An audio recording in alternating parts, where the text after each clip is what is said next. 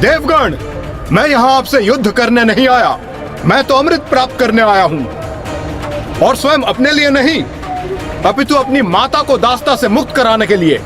इसलिए मेरे मार्ग में बाधा मत बनिए, क्योंकि जो भी माँ की सेवा में बाधा उत्पन्न करेगा उसे उसका भयंकर परिणाम का सामना करना होगा।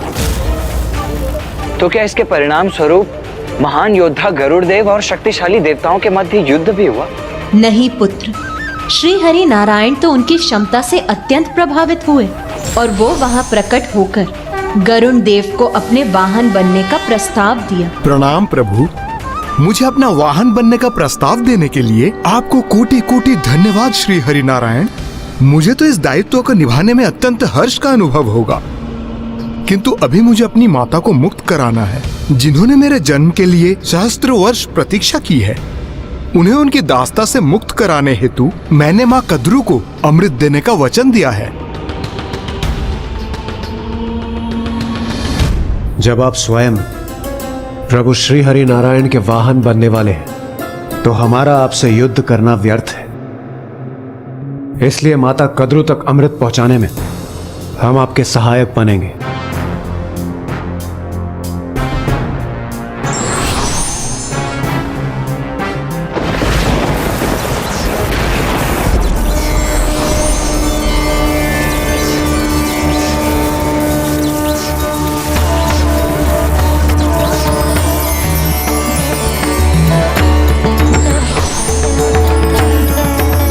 किंतु गरुड़देव, यदि ये अमृत नागों के हाथों में पड़ा तो सृष्टि का उचित चक्र अपने स्थान पर स्थिर नहीं रहेगा।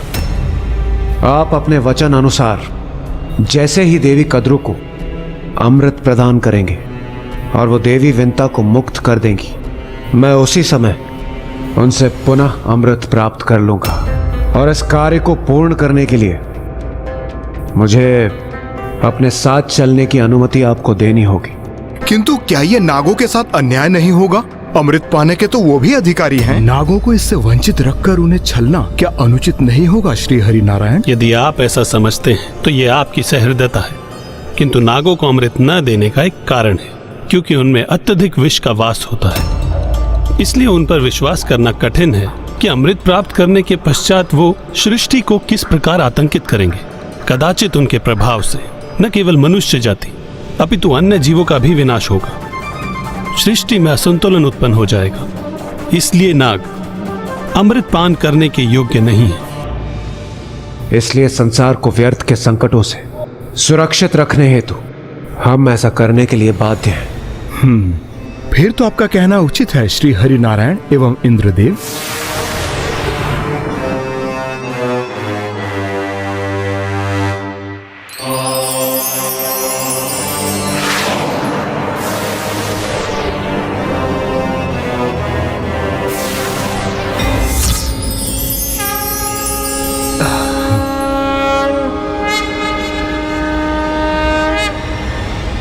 प्रणाम प्रभु। फिर देव विनीता के पुत्र गरुड़ देव अमृत तो लेकर आए, किंतु उसके साथ छिपा लाए उस छलिए देवराज इंद्र को। चाहते आप लोगों को क्यों आपके साथ छल कर सके, कपट कर सके, इसी कारण।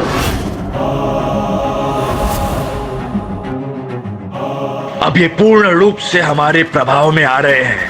सफल हो रही हमारी योजना। शीघ्र अति शीघ्र ही अब हम इन समस्त नागों को माया के वशीभूत कर जड़ कर देंगे, ताकि ये नाग दुर्गमासुर के अनुष्ठान में एक कवच का कार्य कर सके। और फिर गरुड़ देव नागलोक पहुंचे और नाग माता देवी कद्रू के समक्ष अमृत कलश प्रस्तुत किया और सदैव के लिए अपनी माता को उनके दास्ता से मुक्त करा दिया। आज से तुम हम नागों की दास्ता से मुक्त हो। पुत्र,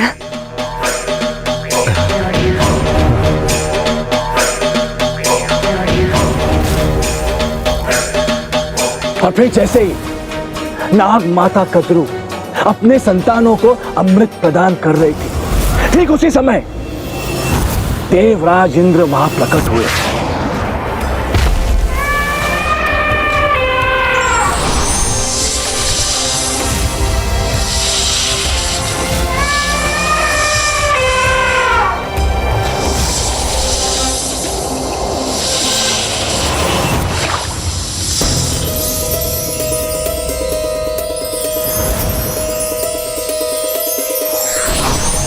इन छलकी हुई बूंदों का जितना लाभ उठा सकते हो उठा लो। अमृत की बूंदों को पीने के लिए जब नाग संघर्ष करने लगे तो खड़क के समान तीक्ष्ण धार से युक्त उन घासों के कारण ही उनकी जीवा 2 भागों में विभक्त हो गई। इसीलिए नाग देवराज इंद्र और अन्य देवताओं को अपने 2 भागों में विभक्त जीवा के लिए दोषी मानते हैं।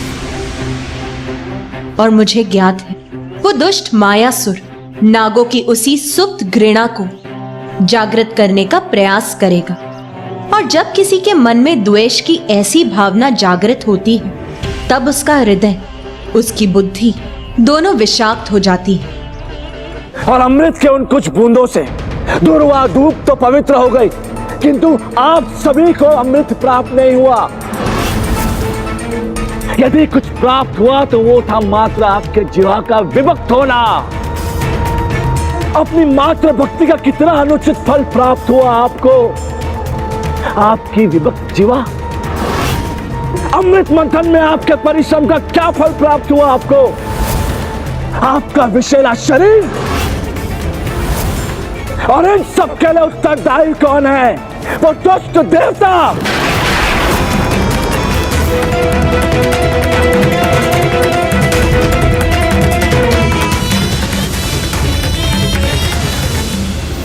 ओम गण गणपतये नमः। ओम गण गणपतये नमः। ओम। उचित ही तो कह रहा है वो असुर। देवताओं ने हमसे इतना बड़ा छल किया और फिर भी हम सदा देवताओं का ही साथ देते हैं। अब समय आ गया है कि अब हमें देवताओं के विरुद्ध असुरों का साथ देना चाहिए। ये आप क्या कह रही हैं देवी? अपने विवेक को जागृत कीजिए। आज ही तो भ्रमजाल से मुक्त हुई हूँ मैं। आज ही मेरा विवेक जागृत हुआ है। उचित अनुचित का भेद कर पा रही हूँ मैं।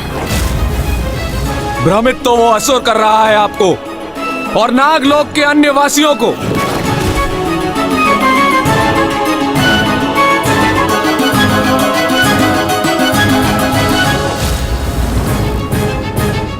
भ्रमित कर रहा है ये असुर हम सबको। इसका कथन सत्यता से रिक्त है। हमारे इतिहास को अपने लाभ के लिए तोड़ मरोड़ कर बोल रहा है ये। सागर मंथन के समय हमें अमृत नहीं विष दिया गया था, क्योंकि नागों के पास अन्य जीवों की तरह भूख प्यास मिटाने के लिए हाथ पैर नहीं होते। इसलिए हम स्वयं को विष से सुरक्षित रखते हैं। और छल नाग माता के साथ नहीं, अपितु उनके द्वारा विंता माता के साथ हुआ था। महादेव ने मात्र एक आभूषण समझकर नहीं, अपितु सम्मान देने के लिए हमें कंठ पर स्थान दिया है।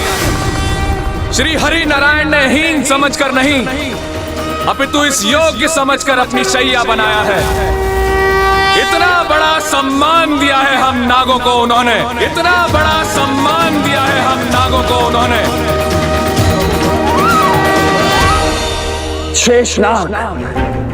शेषनाग तो स्वयं भ्रम में है। पक पक पर छल करने वाले, आपके साथ कपट करने वाले देवताओं का साथ दिया है शेषनाग ने।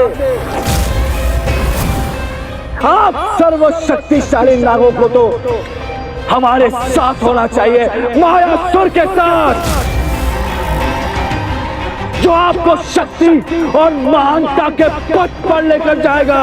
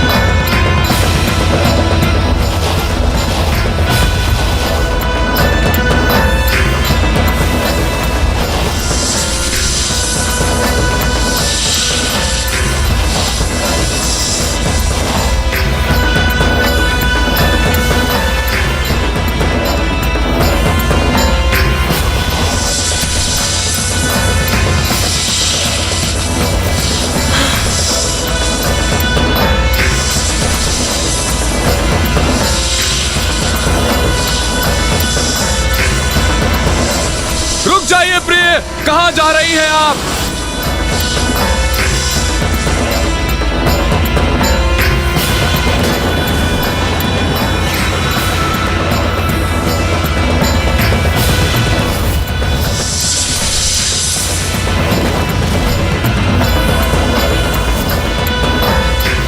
प्रिय, रुक जाओ प्रिय, रुक जाओ, रुक जाओ प्रिय।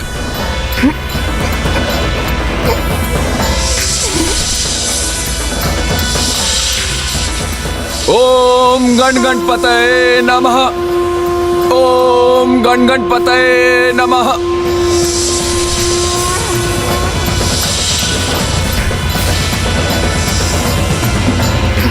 रुक जाओ प्रिय, ऐसा अनर्थ मत करो।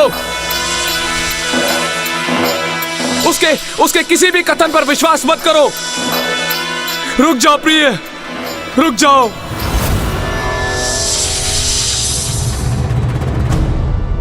मुझे वचन दीजिए स्वामी, यदि कोई संकट प्रस्तुत हुआ भी तो आप मुझसे पूर्व हमारी संतान की रक्षा करेंगे, भले ही मैं स्वयं आपके विरुद्ध ही क्यों ना जाऊं। मैं वचन देता हूं, यदि ऐसा कुछ हुआ तो मैं सर्वप्रथम अपनी संतान की रक्षा का उपाय करूंगा।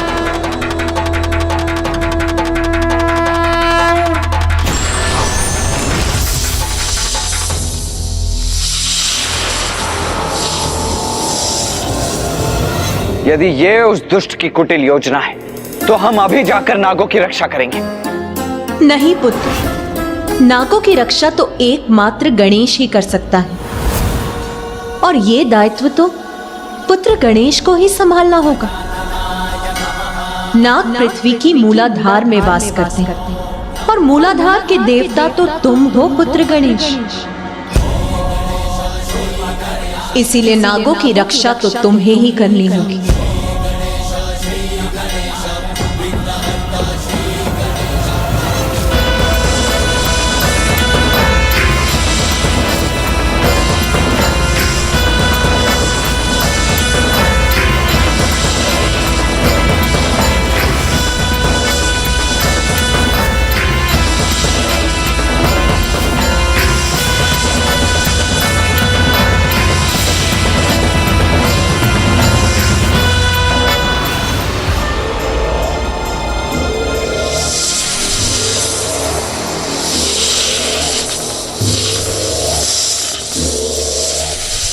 अब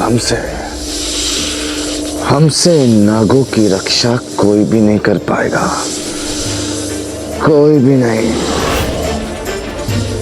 जाओ जाओ और जाकर मिट्टी को अपना आहार बनाओ और इस गुफा में बिछकर जड़ हो जाओ। जाओ। अब हम तुम सभी नागों को हमारी अर्थात मायासुर की गुफा में लेकर जाएंगे, जहां तुम सब मात्र और मात्र हमारी इच्छा अनुसार ही कार्य करोगे।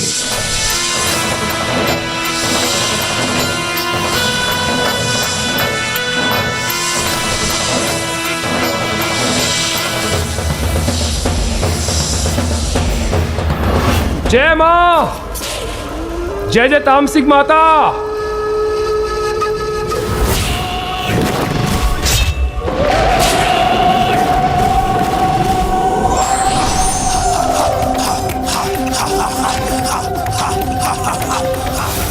निन्यानवे लाख 99 सहस्त्र 94।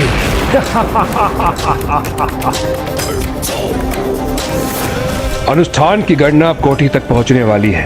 अब तक न कोई बांधा न विघ्न, और इस देवी आदि शक्ति को पराजित करने के लिए 94 करोड़ बार के अनुष्ठान को पूर्ण करके ही रहेगा ये दुर्गमासुर।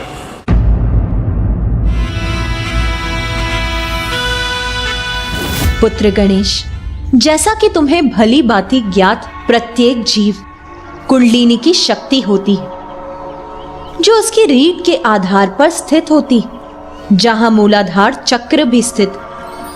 सुप्त कुंडलिनी शक्ति मूलाधार चक्र में मिट्टी खाकर पड़े सुप्त जड़ सर्प के समान स्थित रहती है।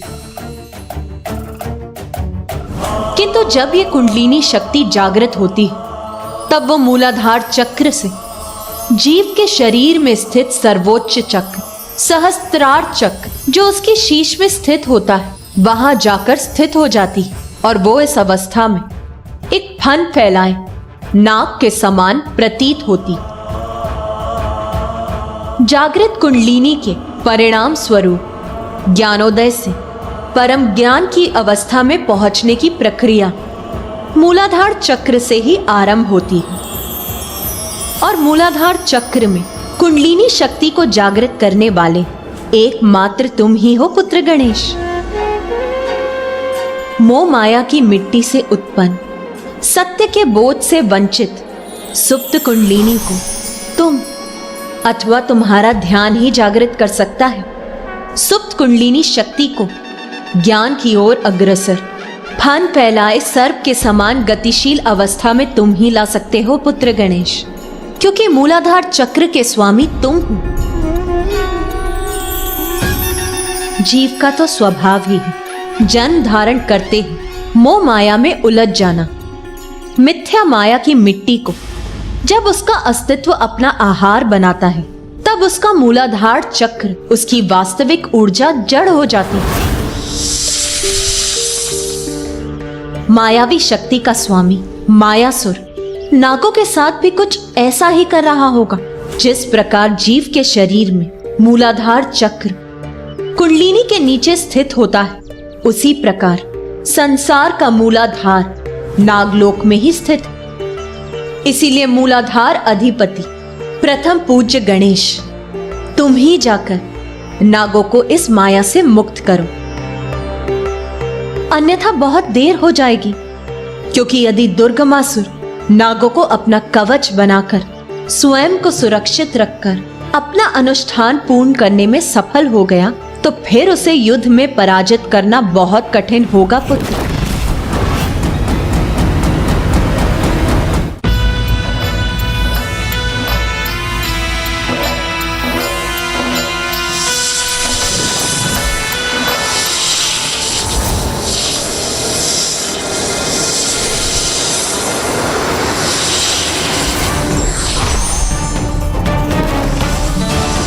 मैं आपको अपनी भावी संतान को संकट में नहीं डालने दूंगा।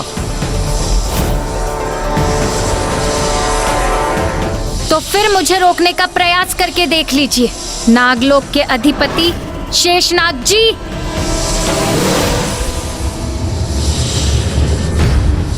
नागलोक के राजा शेषनाग जी अब तक हमारी माया से वशीभूत नहीं हुए, किंतु हम भी देखते हैं कि कब तक शेषनाग अपने आप को हमारे माया के प्रभाव से बचा सकता है।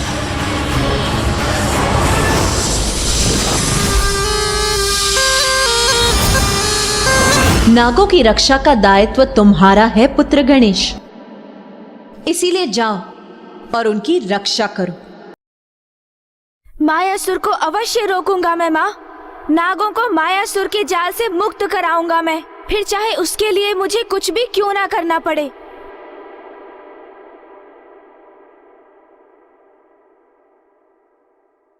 मुझे आशीष दीजिए माँ कि मैं सफलतापूर्वक अपना कर्तव्य निभाकर लौटूं। बुद्धि और बल में अतुलनीय हो तुम, प्रथम पूज्य हो, विघ्नहर्ता हो तुम पुत्र गणेश। इसीलिए अपनी सूझबूझ से उस असुर के माया जाल को खंडित कर उन नागों की रक्षा करो। जाओ पुत्र।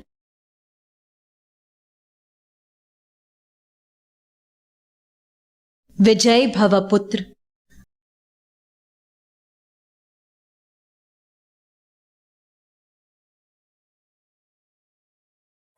अनुज गणेश जाओ, विजयी होकर लौटो।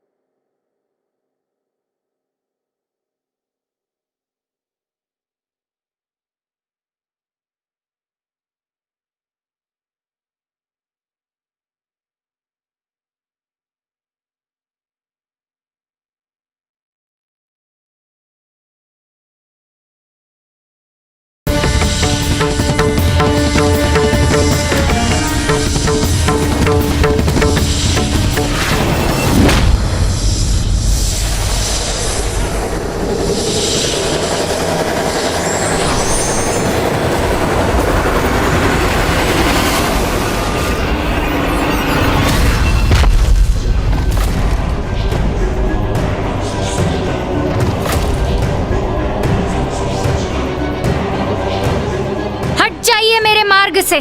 मुझे मेरे अंड को लेकर आगे बढ़ने दीजिए अपने मार्ग पर। सर्वथा अनुचित है आपका मार्ग देवी, उस पर आपको आगे कैसे जाने दूं? मेरे रहते ये कदापि संभव नहीं। तो फिर मेरा सामना करने के लिए तैयार हो जाइए। मेरे मार्ग की बाधा बनेंगे आप, इसका बहुत भयंकर परिणाम होगा। फिर आप स्थल पर स्थित हो अथवा आकाश में।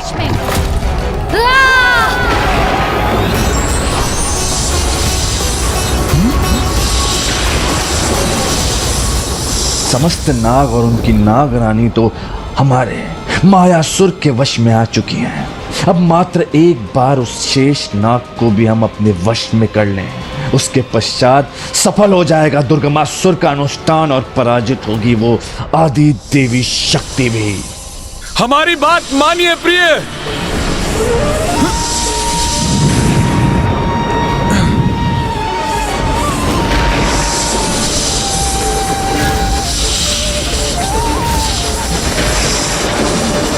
अब गणेश संसार के समक्ष अपना वो अवतार लेकर प्रकट होगा जो सज्जनों के लिए दया का सागर और दुर्जन पापियों के लिए अत्यंत कठोर और विकराल होगा। एक नवीन अवतार, एक नवीन रूप धारण करेगा गणेश।